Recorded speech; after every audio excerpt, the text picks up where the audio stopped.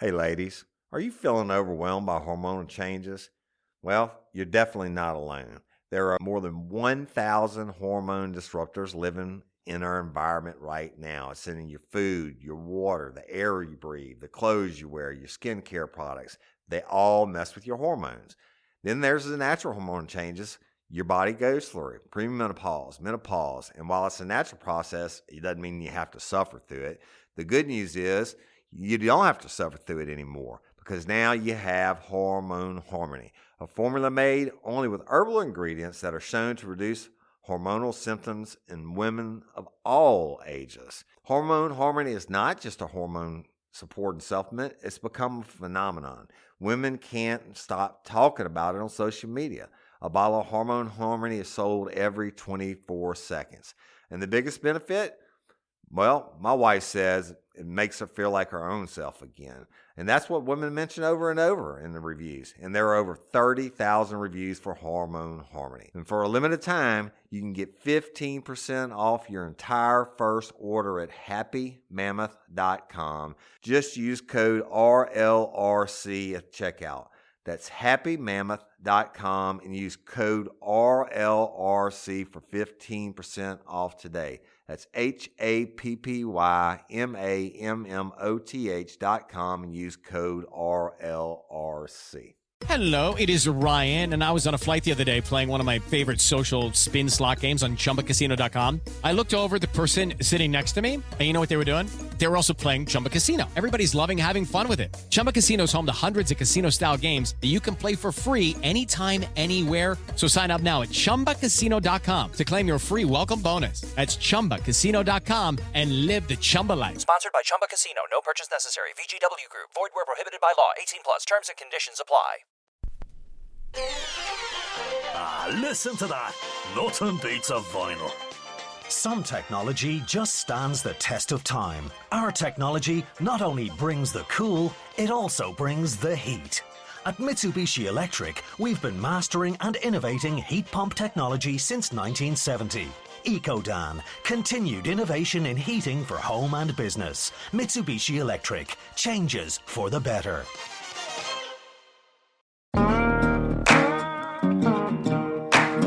Real Life, Real Crime is a true crime podcast brought to you by Woody Overton and executive producer Toby Templey.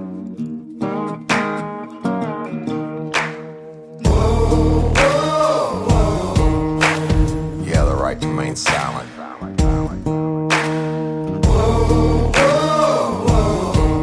Anything you say can and will be used against you in a court of law. You have the right to an attorney prior to and during any questioning. You can't afford one, a court will appoint one for you. You understand your rights? Your crime spree was over, son. Yeah, you thought you had it licked, but Detective Overton made you shoulda turned to shit.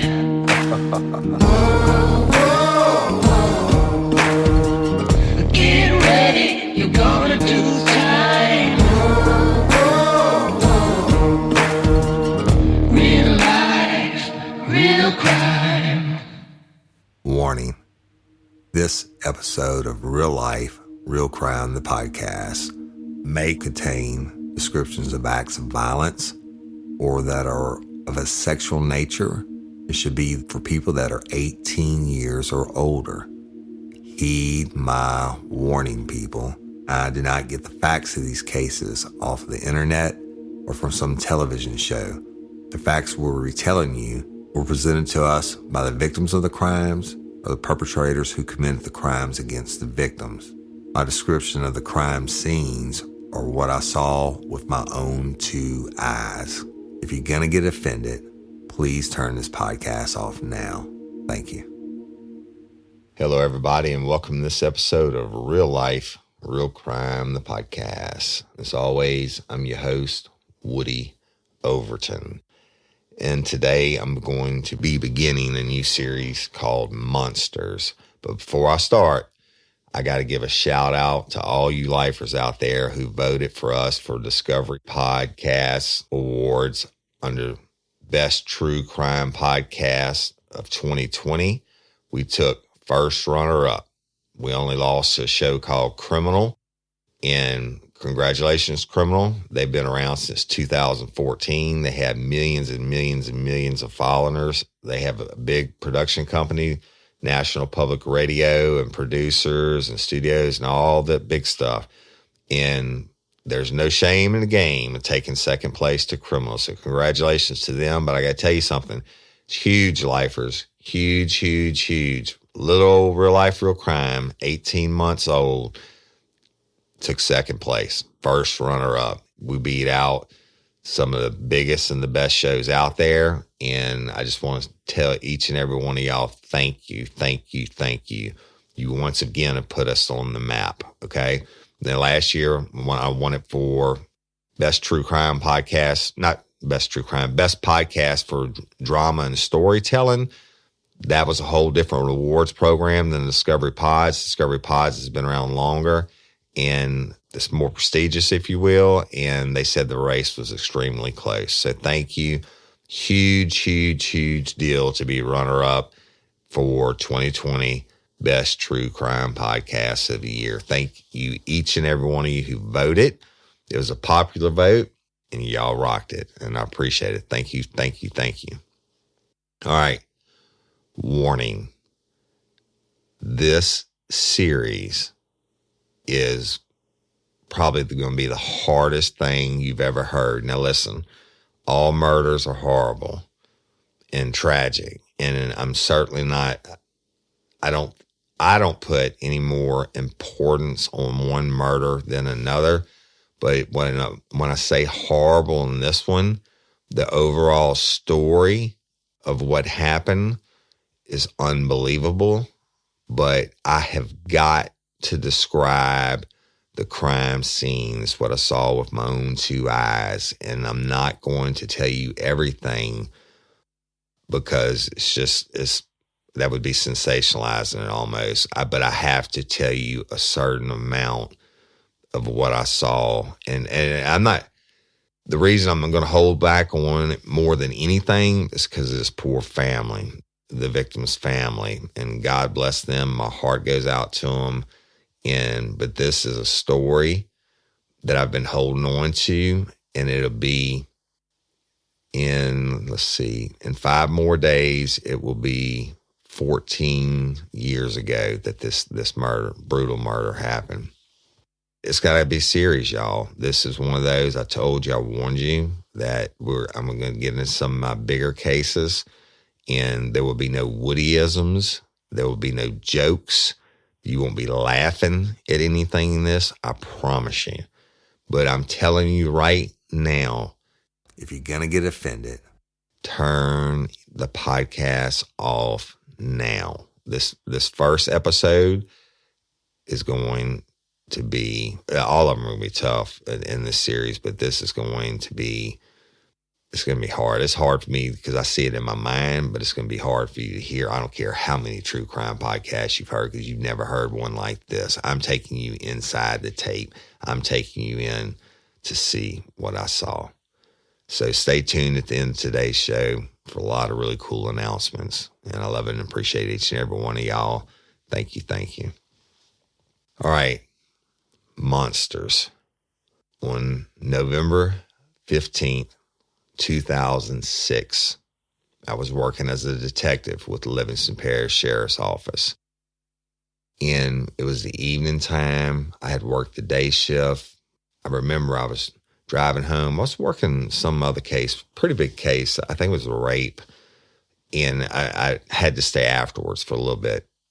Otherwise, I used to get off around 4 o'clock and I would be home by, 4:30 or 5. But for some reason, I was at the office a little bit late. And as I got to my home, and at the time I lived in Watson, which is north of Denham Springs, the northwest end of Livingston Parish, if you will, for those of y'all that are not from Livingston Parish. Anyway, I walk in the door of my house, literally, and I'm going to my bedroom to change clothes, and my pager goes off. And it said 1021 LP200 ASAP. And that was Stan Carpenter, y'all. By this time, he was the chief of detectives, and Mr. Kearney had retired out, and Mr. Kearney Foster had retired out. So I called it. I used to, when I came in my bedroom, I used to hang my gun and my badge and all my police stuff in this one little chair where I got dressed in the corner of my bedroom. And I was just taking my stuff off, taking my tie. I had to wear a coat and tie every day. I was taking my tie off and had hung that coat in the closet. The pager goes off, 1021, which means give a phone call to Stan ASAP. And I called him. He said, "Hey, Hoss, we got a body." And he said, "It's right up there in Watson." He told me the street. And he said, "I need you there now." And I stopped for a second, and I told him, I said, "I can be there in 7.5 minutes." And I hung up the phone, and I threw my badge, my gun back on, and I ran out the door. And let me tell you why that's important. My OCD brain works like that. I quantify things in like minutes. And like I could tell you from where I'm at now in the woods to my parents' driveway, it takes me approximately just under 11 minutes to get from my chair to be at their house, right? And my wife, I drive her crazy with. I'm always like, okay, so many minutes, right? So this will come back up in the story later on, but I told her I'd be there in 7.5 minutes, something like that. I remember saying 7. But anyway, so it's my brain instantly goes into full force, body down mode, which meant when Stan said that, it was a murder, right? And actually told me, he said, "We just got the call, the 911 call in." He said, "They called me." He said, "I don't even think uniform was there yet," meaning uniform patrol. I said I could be there 7.5 minutes. I mean, because I knew where it was, and it wasn't far from my house. So I run outside, and I get in my unmarked big truck I had, and I'm wheeling out, right, rolling as hard as I can. And it wasn't but a couple miles away. And so I go up, and I turn onto the street, and the house that the 911 call came from sits kind of at I guess you would say at the end of the street. It was set by itself. And I'm going to tell you, as I'm pulling up, it's dark. There's a street safety light, yard light, whatever you call it, out on the street in front of the house. And I could see a group of people in a blue and white had just pulled up. A uniform patrol had just pulled up. And I get out and I hear all this screaming and carrying on. I'm like, hell, I don't know anything, right? I called on the radio, I said 259-201's 1097. It's such and such, right? And hold the neck, meaning because I don't know what's going on, right? I don't know if it's an active shooter situation. I don't know what the deal is. The radio room called me and said that, you know what, I'm not going to use names in this first episode, but said that the caller had called in and said they entered the residence and there was blood everywhere and there was a body down. So go up with the uniformed guy, and the family members are there, and they're screaming and carrying on. And I said, "Listen, who called 911?" And the one lady, she was very, very physically and mentally shaken up. And she said, "I called." She's sobbing. But there was another lady that was being even more loud and not belligerent, but just screaming all this crazy stuff. And I'll get to that in a minute. But she said, I called. I said, "Tell me what happened." She said, "I got home and I go in and I saw my mama down. There's blood everywhere." I said, "Okay, is there anybody else in the house?" She said, "I don't know." She said, "I called 911 and they told me to get out." I said, "All right, just stay right here." And I told the deputy, I said, "Come on, man, we gotta clear it." I said, so I go to the front door. Okay, let me describe the house from the outside. It's an older home, like probably what you would think like a 1970s, what I call a ranch style house. It was long. It's a big house, but it was long, single story. Think of it as like wood on the outside. And you're looking at it, it's long and it's kind of dark out there, y'all, that they had that street light. And I go to the front door. Okay. And I get to the front door and I told him, I said, "Just stand right here." And I took my pistol out and I pushed the front door open. Now, when I push the front door open, I'm looking immediately into a living room. Okay. Now, stick with me because everything I'm going to tell you is important. Every single description I'm giving you out of my mind is important. Right in front of me, it's like some linoleum flooring. And right in front of me is a couch with the back facing towards me. At the end of the couch to the left was a chair, not like a recliner, but kind of like an easy chair or something. And right in front of the couch was this long coffee table. And then to the right end of the couch was another chair. And to the right corner that I'm looking at over is a fireplace.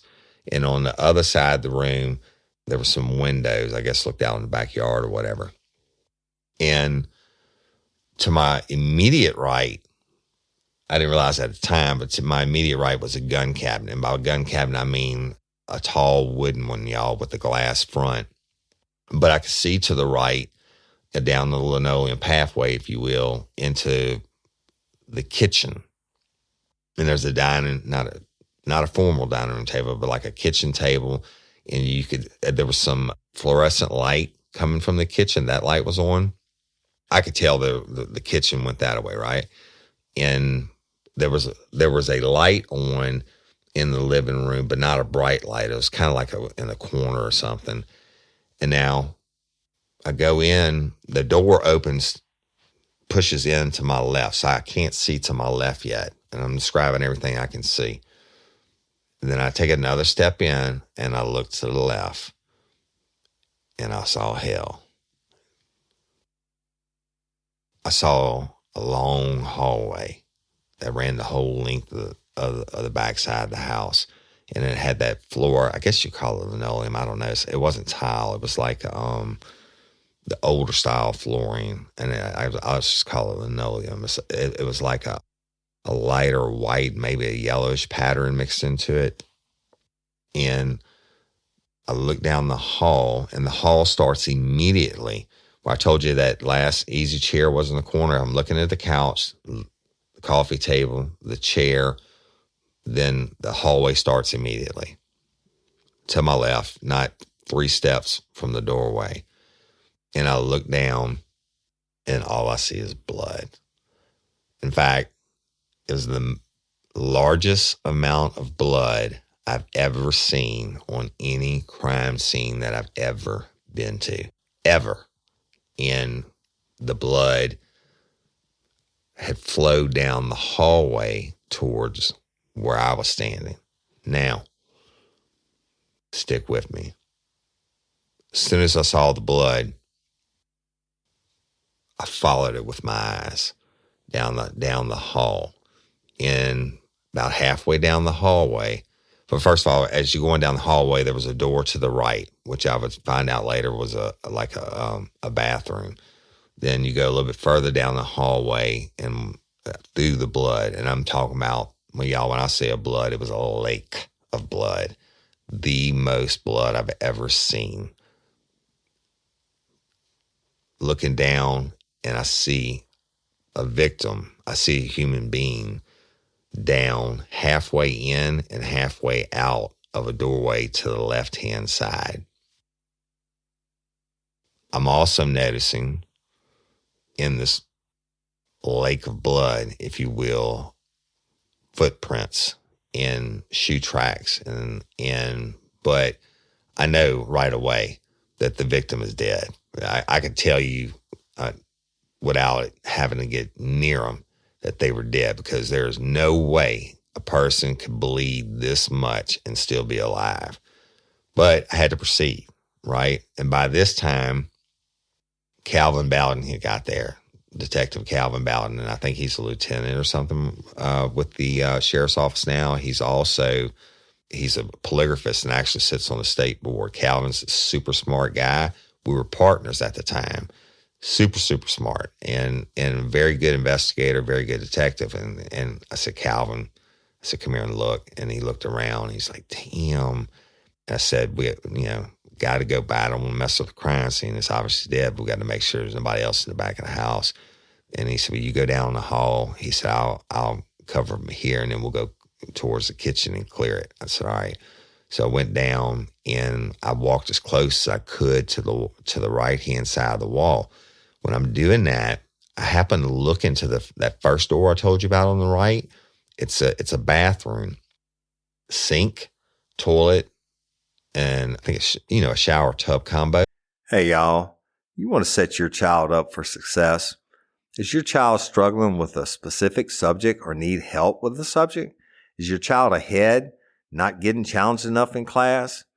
Well, IXL Learning is an online learning program that enriches your homeschool curriculum. It offers practice in math, English, language arts, science, and social studies while adapting to each child, meeting them where they are. Plus, IXL encourages students to become curious and empowers them to choose how to learn. Look, we homeschool our son. No doubt about it. He's more of a visual learner, and we use IXL, and Cindy teaches him, and there are so many different benefits to the program. It adapts to exactly what he needs in different areas. So IXL is the perfect supplement to your homeschool curriculum. IXL offers interactive practice problems, educational games, lessons, and video tutorials for every topic you're teaching at home. It's easy to use, time-saving. Everything on IXL is organized by grade, subject, topic, and subtopic, making it simple to find activities for the exact skills you are covering. IXL offers instant feedback and explanations of new topics as kids use the program. Kids can explore any topic in any grade level. They aren't forced into a single learning path like they are on other programs. If you're homeschooling your child because they were falling behind or because they were too far ahead like our son, IXL is a great program to help them get the exact support they need. Kids love IXL's positive feedback awards and educational games. IXL is trusted by 15 million students worldwide and has proven to improve performance in over 75 scientific research studies. Make an impact on your child's learning. Get IXL now. And Real Life Real Crime listeners can get an exclusive 20% off IXL membership when they sign up today at IXL.com/today. Visit IXL.com/today to get the most effective learning program out there at the best price. And don't forget, Real Life Real Crime listeners get 20% off. Y'all, we really do use this product, and it's been a godsend. Spark something uncommon this holiday with just the right gift from Uncommon Goods. The busy holiday season is here, and Uncommon Goods makes it less stressful with incredible hand-picked gifts for everyone on your list, all in one spot. Gifts to spark joy, wonder, delight, and that's exactly what I wanted feeling. Hey, y'all, I ordered a super cool piece. It's a candle with a sculpture of LSU's Tiger Stadium on top of it. And each officially licensed laser cut wooden replica features up to 4 layers of detail, creating a bird's eye view of a specific football field, seating section, and more. And every label includes your stadium's name, the team's logo, and school location. And it has a coconut, soy, vegan wax infused with sandalwood smell that creates tailgates and touchdowns scent profile, reminiscent of game day. It's invigorating like fresh cut grass and nostalgic like smoke from a pre-game grill, and calming like the crisp autumn air of a new semester on campus. Y'all, I love it. I have it at the base of my TV, and I'm ready to watch the Tigers play on Saturday night, right? Uncommon Goods. Look, when you shop at Uncommon Goods, you're supporting artists and small independent businesses. And many of their handcrafted products are made in small batches. So shop now before they sell out this holiday season. Uncommon Goods looks for products that are high quality, unique, and often handmade or made in the U.S. They have the most meaningful, out of the ordinary gifts anywhere. They even have gifts you can personalize. From holiday hosts and hostess gift to the coolest finds for kids to hits for everyone from the book lovers to diehard sports fans. Uncommon Goods has something for everyone, not the same old selections you can just find anywhere. And with every purchase you make at Uncommon Goods, they give $1 to a nonprofit partner of your choice. They've donated more than $3 million to date. So to get 15% off your next gift, go to uncommongoods.com/RLRC. That's uncommongoods.com/RLRC for 15% off. Don't miss out on this limited time offer. Uncommon Goods, we're all out of the ordinary. But I look in the sink as I'm going down. I have my pistol. I don't think this is in my house, but you got to do it for officer safety. But you're not going to walk past the door without clearing it. So I'm looking in. I pushed the door open my foot the rest of the way. Meanwhile, my pistol still pointed down the hallway. And I look in, and I see like a 15-pound bag of ice in the sink, in the bowl of the sink itself. Now, it's somewhat melted, but there was still a lot of ice. It was a big bag. It wasn't like one of the small bags you get at convenience stores, like one of the big bags. I think at least 15 pounds. And I'm looking in, no light on in the bathroom. And I'm looking in, but the sink's right there. And I see this bag of ice on it. And I'm like, what the fuck? But I could see blood. And now what I'm looking at there on this bag of ice and in the bathroom are what I call fat drops of blood. And meaning like my buddy Aaron Goolsby and I were hunting a couple weeks ago, and he came and he cut his hand on a stand and it was dripping blood, right? Like drop and falling down big, what I call fat drops and splatting, like the blood falling and hidden and splattering on the concrete, making almost a perfectly round fat drop. And then, of course, you have got a little bit of splatter where it makes the contact. But there's that kind of blood drops going into this bathroom and on this bag of ice. But not a lot of blood, but some. And I'm like, kind of tripped me out, right? But I'm processing. I'm still going. Bathrooms obviously is clear. I go down now. I'm really trying not to step in all this blood, but you can't avoid it. There's just no way. It's too much.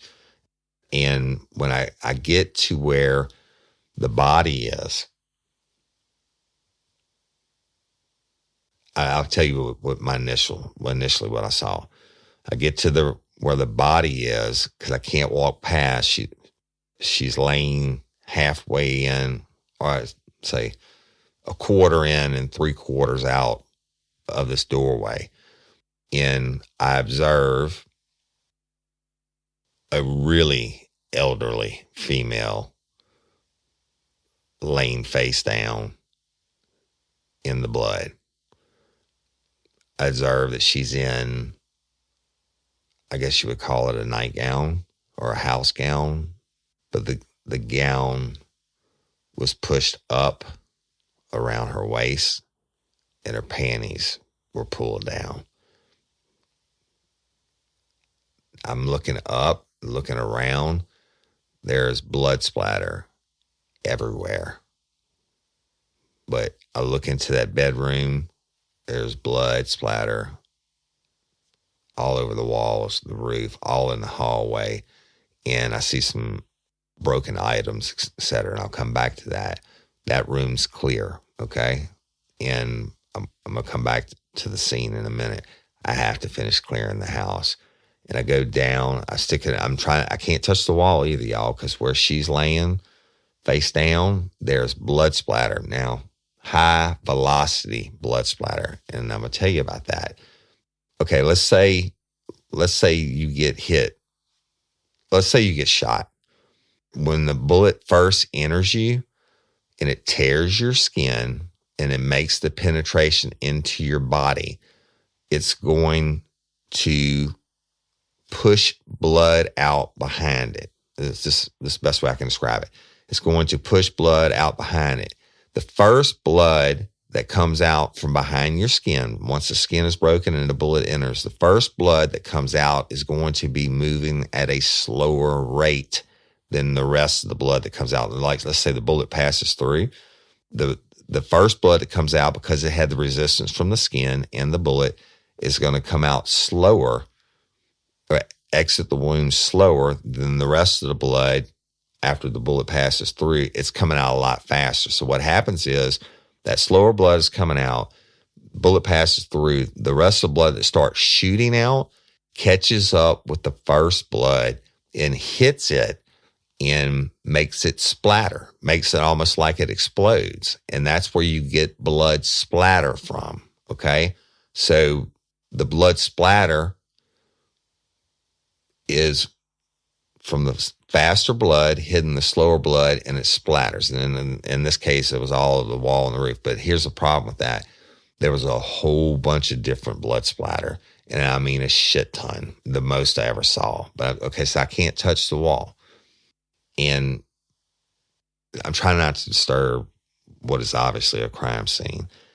And I walk down, I get to the end of the hall, look to the door to the left, clear.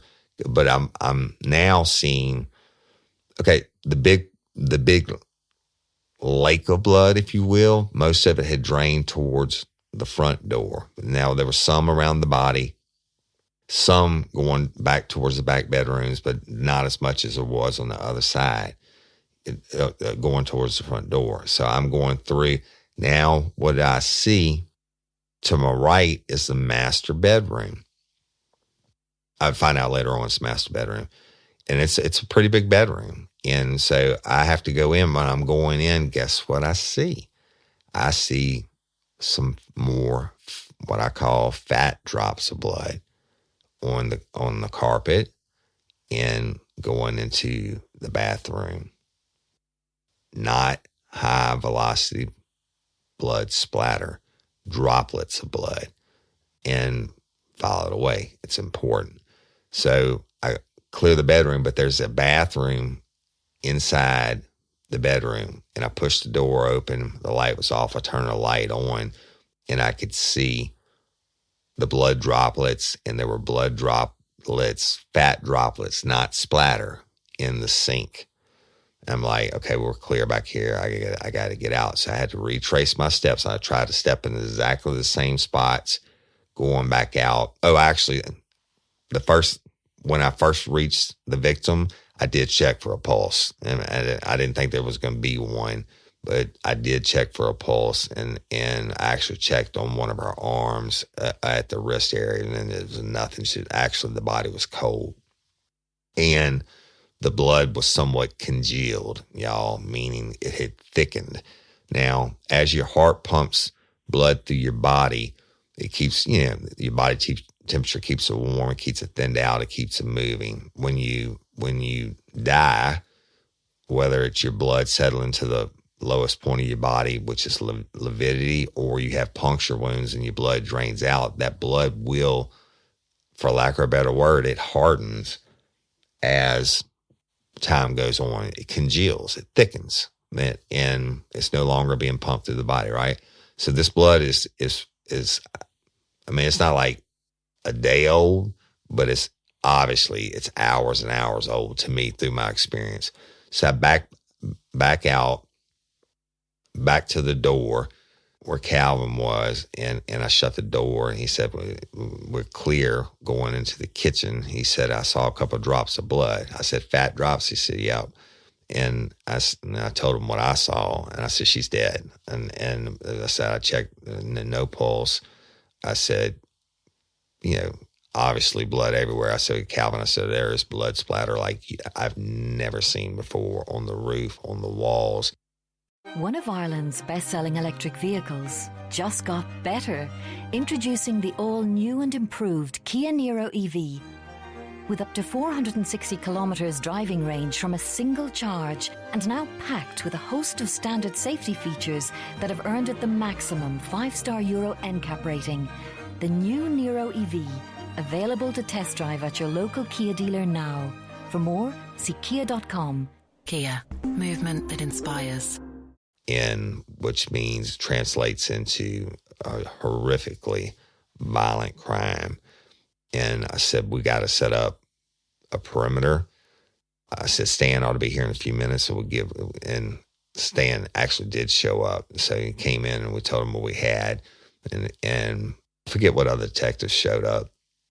But we called in one of the uniformed guys and told him, I said, you need to stand at this door. Nobody gets in, nobody gets out without you writing down their name and the time and who they are and what is the reason for entering. Now, That's important, y'all, for a crime scene like this, where you already have foot tracks in the blood. And certainly a defense attorney would try to say, they can come up with all these different plausible theories, especially if we let in any looky-loos or whatever. Looky-loo is what I mean. So let's say the sheriff wants to show up and he wants to come in and just look in and see. I'd be like, nope, sorry, that's it. This is my crime scene now. Nobody gets in. And basically that's what I told the deputy. I said, but if I tell you they can come in, you write down their name, their time, the time they came in, the time they left, et cetera. I said, because we're end up having to get DNA from everybody on this crime scene to exclude, et cetera, right? So we get the uniform guys to go out. I said, I want it all. You got to push those people back and back them up as far as you can. I want crime scene tape around this whole damn yard because we don't know. I don't know if there's a weapon lying in the bushes. I mean, this has got to be worked. But it's got to be worked with the utmost care and professionalism that I've ever worked anything. And I'm going to tell you why in a second. So we agree. First of all, I called the radio room. I said, call the Louisiana State Police Crime Lab and get their technicians en route. I said, you can call off Acadian Ambulance. This victim's deceased. Now, I didn't call this over the radio, y'all. I called on my cell phone. I said, 1022 Acadian, which means call them off. We don't need them to come run a strip. There's no way this lady's been alive in forever, in hours and hours anyway. Call Louisiana State Police Crime Lab and get them en route. Now, y'all, when you call the crime lab, most parishes, and it's not like you see on TV, most parishes in the state of Louisiana do not have their own crime lab. They have to use the Louisiana State Police on major cases, and Livingston was no exception. We did what we could, but on a major case like this, you need blood splatter experts. You need DNA experts. You might need a firearms expert. You don't know that yet, or whatever. But we let them come. They're highly trained professional crime scene technicians come and work it. The problem with that is it's now 6, 7 o'clock at night. They're all gone home. They go home at 4 o'clock, right? But they're on call, and they have units, their crime scene units that they drive to and from work every day, especially when they're on call. So they have to page them out, tell them what we have, and they got to come from wherever. Shit, they might live 2 hours away. They might live 30 minutes away. You just never know, right? So we got to get them started. And I told them, I said, call the coroner. And I said, but tell them don't get in a rush because we're not going to touch the body until after we work the crime scene, after it's properly worked. And so got all that rolling, right? And then I told Stan, I said, listen, I talked to the lady that called it in briefly on my way in. I said, she came in here, her footprints are going to be in this blood. We need to get her shoes. And I said, actually, we need to interview them. I said, listen, I don't know what family members were what out there. And then by now, y'all, more family members were arriving. And I said, I don't know who it was out there, but there was one lady that was being a little bit off. And I said, but we need to separate them and we need to interview them. I said, but first we got to start with the lady who called in. He said, hey, Hoss, you're seen. You know what you're doing. You work it. I'm here to support you. I said, all right. And so I got with Calvin. I said, Calvin, we need to go get this lady and get her in the vehicle. We need to get her a statement from her as to what happened. So we did that. We go out there now. A bunch of people showed up. And I told the uniform guys, when we had a couple more uniform guys show up, I said, no, you gotta push them back further. Don't move any vehicles that were already here when we got here, like the lady who called 911. I said, we get the rest of these people down the street a little bit. As far as I'm concerned, this whole neighborhood practically is a crime scene until I can prove otherwise. So they backed it up more with the crime scene tape, and Calvin and I approached the lady. And she's sobbing uncontrollably. And I said, ma'am, I said, you told me you're the one that called in 911. She said, yes, I did. And she said, that's my mama. That's my mama. I said, okay, sweetie. I said, look, I need you to come sit with us and talk to us. This Detective Calvin Ballard, I'm Detective Woody Overton. I said, I need you to come sit with us in a vehicle, and so we can talk to you and try to find out exactly what happened to your mama. I said, we have to work the case. And she's crying, pretty much uncontrollably. And so we take her and put her in my big truck. And I put her in the front seat with me, and Calvin sitting behind her. And I said, I introduced herself again. I said, what's your name? And she told me. She's rightfully so, y'all. And it breaks my heart to this day. She's just all crying and just freaked, right? I said, listen, sweetie.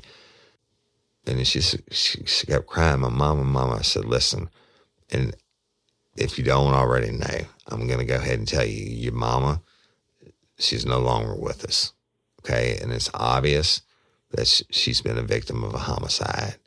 And then she starts crying, and she said, I know, I saw the blood. I said, listen, I said, just stay with me. I said, what's important now and what you can do for your mama now is help us. I said, we don't know anything.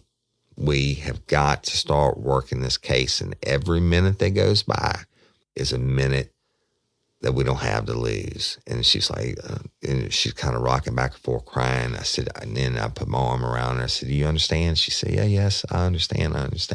And listen, y'all, this would ultimately end up being one of the strongest ladies I've ever met.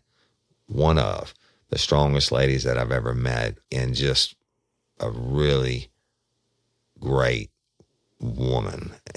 But we'll get to that in the future. So I said, listen, I asked her name. She told me. I said, where do you live? She said, I live here. And I said, who do you live with? She said, my husband and my mama. And she's back to crying about her mama, but we got her calmed down enough. And Calvin was talking to her some too. And this wasn't our first rodeo working a homicide together. And I said, can you tell me your mama's name? And she did. And I said, how old is she? She said, she's 82 years old. She said, I don't know. I mean, she's crying, y'all, when she's telling me this. She said, I don't know who would want to hurt my mama. All she's done, her entire life is take care of other people. She said she raised orphans her entire life. She took in kids that didn't have parents and raised them. And I said, okay. And she said she was the best. She said she was on a walker. She had to walk with a walker. She couldn't even get around. She said, why does they have to do that to her? Now, listen, she certainly was no crime scene expert, but I haven't told you everything that I saw yet. And she saw it, and it's obvious it was a brutal, brutal murder. Hey, y'all, let me tell you about Mochi. Mochi is a telehealth platform that connects patients seeking medication-based weight loss treatment with board-certified doctors and dietitians to help them determine the best treatment options to accomplish that goal. Mochi's program is completely virtual, meaning you can access their services anywhere in the United States, and you will be meeting with their team online. You deserve doctors that listen. Mochi is dedicated to providing holistic, patient-centered care that prioritizes overall well-being with the goal of transforming how weight management is approached. Mochi Health takes a holistic approach to weight loss that includes visit with board-certified doctors, nutrition consultations, and medications delivered to your door. Science-backed medications including GLP-1s like Ozempic and generic compound versions, affordable and accessible regardless of insurance coverage. With Mochi, their dietitians work hand in hand with your medication to create personalized nutrition plans that fit your lifestyle. Reach your weight loss goals with science-backed, FDA-approved GLP-1 medications and support from real doctors and guidance from registered dietitians, and help with making easy and sustainable changes to achieve results. Y'all have seen this. My wife has done it. My brother-in-law has done it. One of my best friends is doing it, and it really is an amazing process that works. So get started at joinmochi.com and use code RLRC to receive $40 off. That's join, JOINMOCHI.com, and use code RLRC to receive $40 off and let Mochi help change your life. Hey, y'all, let me tell you about Gobble. All Gobble meal kits are pre-prepped. That means less work for you and less waste in your kitchen. Their meal kits include everything you need so you can save time at the store or just skip that trip entirely. I got the box in and I had 3 different meals. I had a Kung Pao chicken, crispy fish tacos, and a beef bourguignon, however you say it. But let me tell you about the classic beef bourguignon. Look, it came with beef pot roast and a beef broth concentrate, red wine demi-glaze, cremini mushrooms, cipollone onions, mashed potatoes, baby carrots, and rosemary thyme butter. It was so easy to make. Literally like 15 minutes it took Cindy. And let me tell you something, all the dishes were fire, but this thing was like a taste explosion in my mouth. It's just unreal. We've got to spend more time together and more time doing the things we love because everything came in this one single box right to my door. So see what a difference Gobble will make for your household. Right now, they're offering my listeners a fantastic limited time deal. You get $120 off across 4 boxes plus free shipping and free cookies. And let me tell you, those cookies, I ate one that was sin baked and it was delicious. Go to gobble.com/real life. That's GOBBLE.com/real life for $120 off your first 4 boxes. This offer is not available on the home site, so don't miss out. This is genius. It's taste explosions in your mouth like you never had. And she's just going on about it. And I said, just stay with me, sweetie. I said, now your mama and you and your husband live here. I said, tell me exactly what happened. She said, I got home and I walked in the front door and I hollered for my mom. She said, my husband wasn't home and he's usually home before me. And I hollered for my mom. And she said, I shut the door and I looked down the hallway and I saw all the blood and I saw my mom and I ran up and I knew when I saw her. And she said, I freaked out and I ran back out and I called 911 and they told me don't go back in. And that's when you got here. I said, okay. I said, listen, one of the things we have got to do, because we got to work, this is an obvious crime scene. We've got to get your shoes from you because you did run through the blood and we got to take those as evidence. I said, I'll get you whatever pair of shoes you want out of your house in a few minutes after we get done talking. She said, that's fine. Whatever I need to do. I said, so your mama is 82 years old. She said, yes. And it's all she's ever done in her entire life is dedicate her life to other people, helping, raise children. And I don't know why somebody would do this to her. I can't fathom it. I can't believe it. Everybody loves her so much. She's such a great person. And I said, I know, and I said, so your husband, what's his name? She told me. And I said, and where's he at? She said, I don't know. She said, I tried to call him. He didn't answer. I said, okay. And you have lived here, you married how long? Just routine questions, going through questions, trying to build up stuff. And then I said, what else? Who else did you call after you got here? She said, I called my daughters. And I said, they're out here in the crowd. She said, yeah, they were. One of them was here when you pulled up. The other one got here since you've gone inside the house. I said, okay, give me their names. So she did. And your husband, his name and date of birth. And I said, he always gets home before you. I said, why do you think he's not here? She said, I don't know. She said, he should have been home an hour before me, probably. And she said he worked at such and such with some of his family. It was a you call it a specialty lumber company, I guess. And she said, but he's not here. And I said, can you give me his phone number? So she did. And I said, I'm going to try to call him real quick so he can be here with you. I called and it went straight to his voicemail. She said, I don't understand that. She said, he always answers his phone. Well, Calvin, you know what Calvin and I were thinking, right? Where's the husband? And that's number one. And we just got more questions from, and she said, and I asked her about her husband. She said he's a Christian man. She said he's a reformed, many years ago, reformed drug addict, but he's a Christian. He's got a great job, and we've been married, and I know he loves me, and he loves my mama, and he loves my kids. And I said, well, how old are your kids? And the daughter she was talking about, and they were adults, right? One of them, I think, was like 39. The other one was, I don't know, maybe mid to late 20s, maybe early 30s.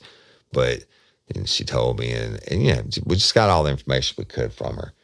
And I told her, I said, listen, I'm going to let you get with your family. And I think Calvin went back in, and she had some slippers or something in the washroom. We did take her shoes and bag them. But y'all, when you take bloody evidence, you always bag it in a brown paper bag. You never seal blood evidence in a plastic container because it'll mildew, it'll rot, and the pores in the paper bags allows it to breathe. So took her shoes, did that, got her back with the family's will. And I told Calvin, I said, we got to interview the daughters real quick. Now, meanwhile, well, look, we're still waiting on the crime lab to get there. I said, we need to interview these daughters, and we need to find out where this cat's at, meaning the husband. He said, hell yeah, you're right. But then the crime lab pulls up, and the coroner had got there. He'd come up and knocked on the window when we were talking to the victim's daughter, and I just waved him off. And then we got out, and I told the coroner, I said, dude, you might as well just, you can go home and eat supper because it's going to be a while. He said, it's that bad? I said, yeah, it's that bad. So the crime lab gets there, 2 technicians, and I told them what the deal was. I said, it's a massive crime scene. I said, there's blood from one end of the house to the other. The deceased is about halfway down the house. So she's 82 years old. Could possibly, or it's made to look like a rape. And I said, but the trauma, I said, it's the worst I've ever seen. And I've worked with these technicians before, right? They only had so many of them that were on call. And over the years, I'd worked a major homicide with every one of them. And you develop a bond with them. This was long before I went, this is a year or so before I went to the state police as a criminal investigator. But I already knew them. So we work cases together. And when you work those cases, the big cases, that ultimately they end up going to trial, you end up being sequestered together during the trial and all that. So you really get to know them. But I knew, hey, let me tell you something. I put Louisiana State Police Crime Lab technicians up against any in the world. They're that good. So they get their plan on how they're going to start work. And then they got massive bags of shit to carry up, everything from DNA swabs, blood collection materials, mounds of paper bags for any possible evidence markers. It's a lot of stuff. So they get their stuff. We make entry into the living room and get ready to start processing the crime scene.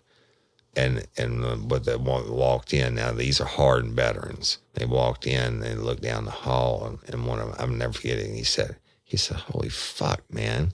He said, she must have bled to death, right? And I said, well, I don't know. I mean, it certainly looks that way with the amount of blood. He said, that's the most blood I've ever seen, ever. I said, I get that. And he said, I guarantee you she bled to death. I said, well, you certainly would think so. And there's one more thing I forgot to tell y'all. When I first walked in, I smelled burning, like freshly burnt paper, okay, or something had been freshly burned. And when we're getting there, they're setting up their stuff inside the door. The fireplace was right there. I walked over and I looked in the fireplace, and there was a condom wrapper that was partially burned in the fireplace.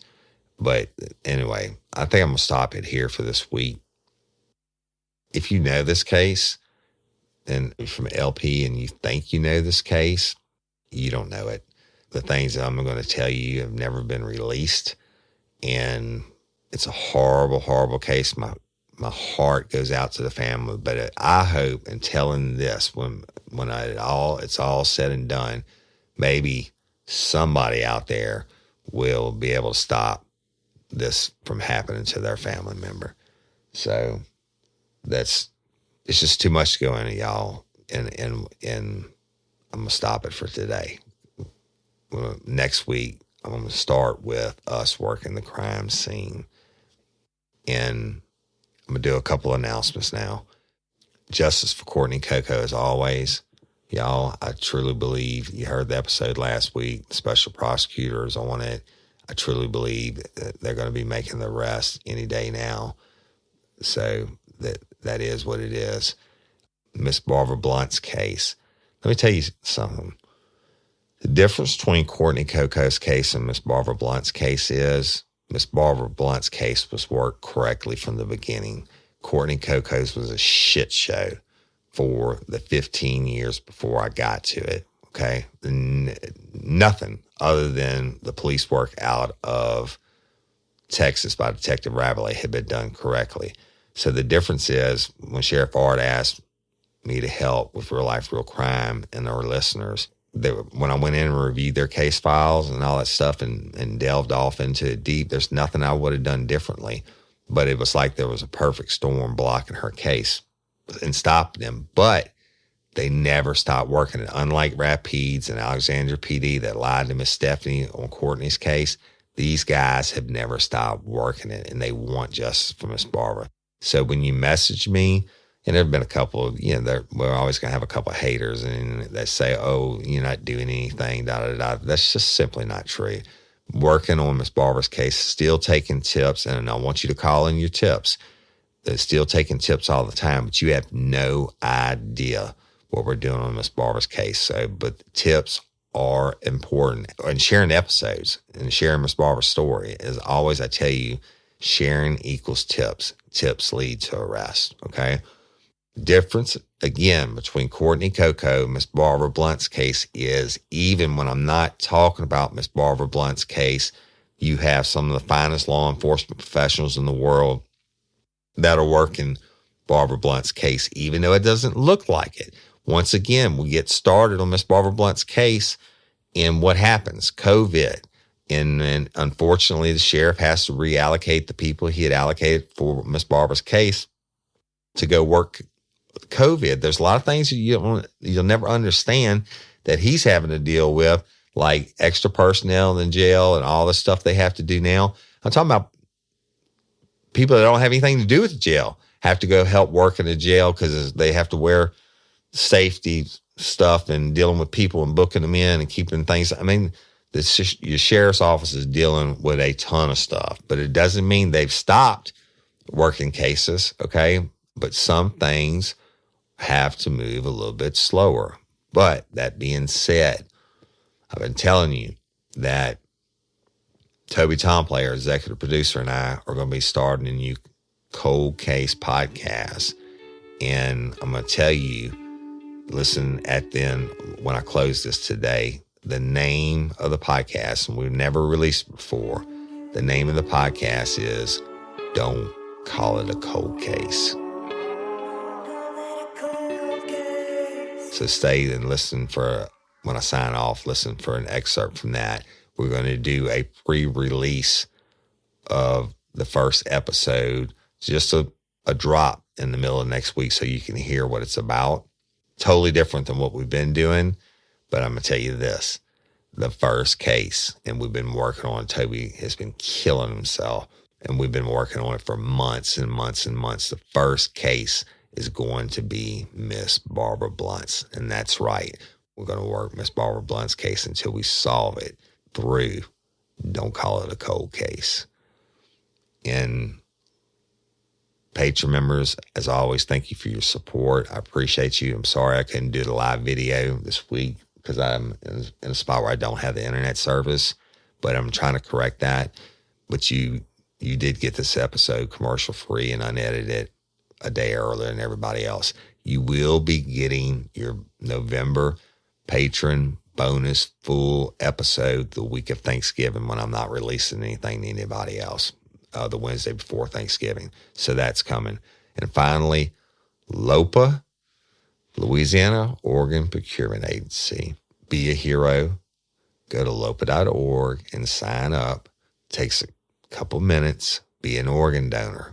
Okay? COVID is destroying all these people's lungs. All these people having to get lung transplants that would literally die if they didn't get them. And every one of them that gets a lung transplant is because somebody signed up as an organ donor, okay? But it's so much more than lungs, and we're going to be doing some LOPA episodes in the future. But y'all, it's so important. People are dying, and when you die, you're not going to care. And signing up to be an organ donor doesn't mean they're taking your shit. It just means that if you fit the criteria when you are deceased, they'll take it. Be a hero.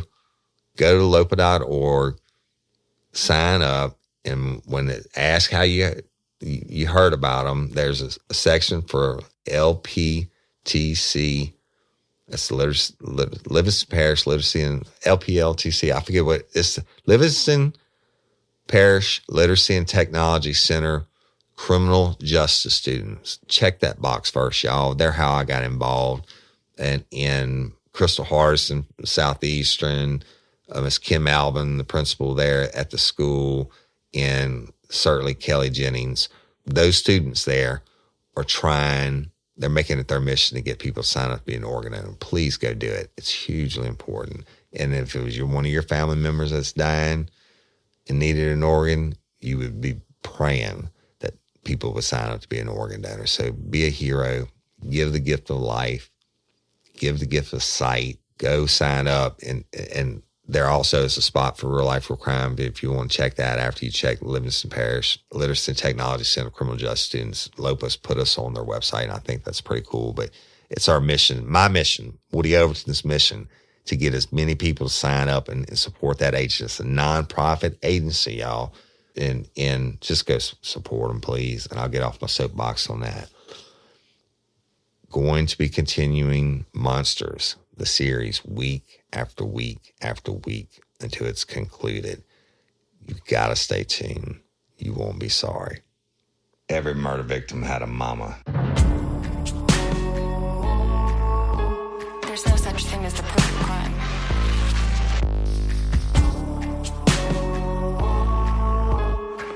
Such a thing as the perfect murder. It doesn't exist. Every crime, every murder has a flaw somewhere waiting to be discovered. Would you stop looking if it was your child or your mother?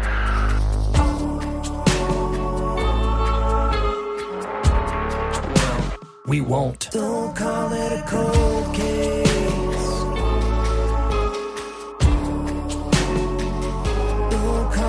Cold case. Would you stop looking? Barbara Blunt went missing from this home in Holden. Her family's intensive searches on the ground and by air. We're currently searching the premises, we're searching the woods, and we're searching the area. Barbara Blunt disappeared 3 weeks ago. 4 weeks ago. Barbara Blunt went missing from her home just 6 weeks ago. 3 months. 6 months later. And still nothing. 58-year-old Barbara Blunt disappeared from her home in Holden. Authorities are still baffled. Even the FBI is involved. Even the FBI was called in, but still, the case is not solved. Barbara Blunt disappeared from her home in Holden in 2008. Her whereabouts still unknown. What happened to Barbara Blunt? What happened to Barbara Blunt? After 7 years, still nothing. It's been almost 12 years since 58-year-old Barbara Blunt disappeared from her home in Holden. It's a cold case that's now starting to heat up all over again. A criminal investigator and an award-winning podcaster are teaming up to handle a cold case that has haunted authorities for more than a decade.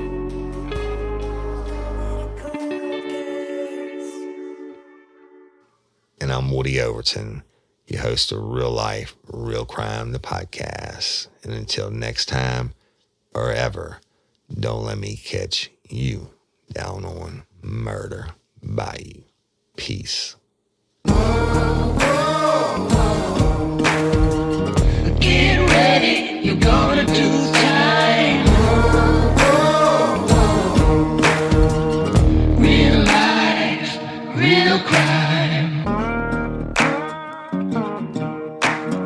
Real Life, Real Crime is a true crime podcast brought to you by Woody Overton and executive producer Toby Templey. It can get lonely climbing Mount McKinley, so to entertain myself, I go to ChumbaCasino.com. At Chumba Casino, I can play hundreds of online casino-style games for free, like online slots, bingo, Slingo, and more. Plus, I get a daily login bonus. It's just too bad that up here, I don't have anyone to share my excitement with. Woohoo! Live the Chumba life. Anytime, anywhere. Play for free now at ChumbaCasino.com. VGW Group. No purchase necessary. Void where prohibited by law. See terms and conditions. 18+.